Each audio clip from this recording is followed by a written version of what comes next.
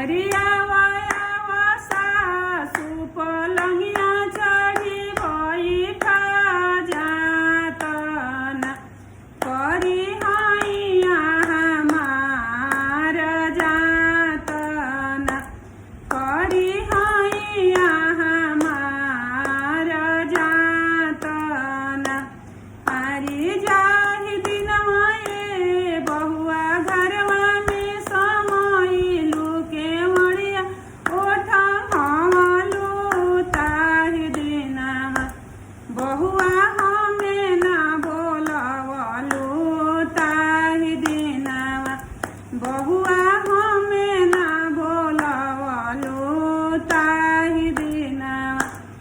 अरे नाश्ता देवे गईने सासू बहिया धई बैठवले रजैया लुकवले ना जननी भगवान के मरमिया हो ना जननी सब